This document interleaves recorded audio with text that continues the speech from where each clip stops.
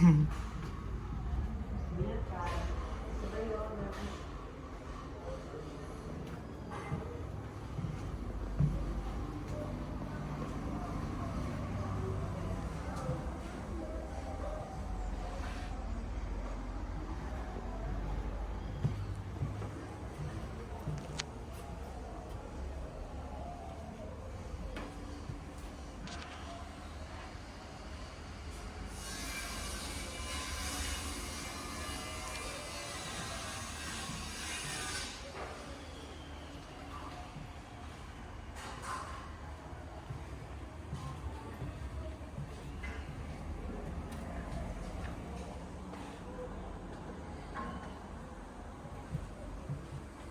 Também. Em casa, assim, é muito gasto.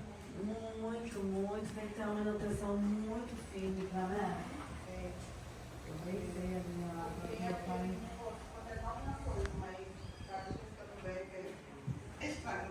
Vai uma coisa, vai outra, vai outra. Chega uma hora que você realmente... Dente, você vai me dar esse videozinho depois, hein? Vou, depois que eu te dar, eu te mando. Nossa, ainda tem aqui o YouTube. Só isso. Meu Deus, não tem mais.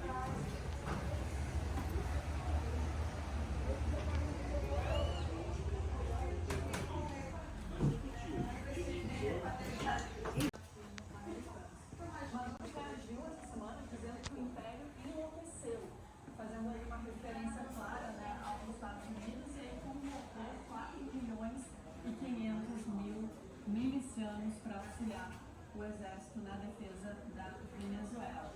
Trump disse que essa operação é para acabar com a entrada de fentanil, especificamente também outras drogas ilícitas e hereditárias, por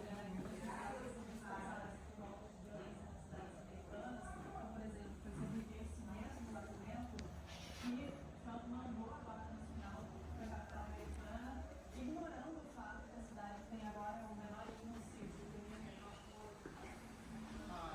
Uso contato com a Candice Carvalho, mas eu tenho as informações em relação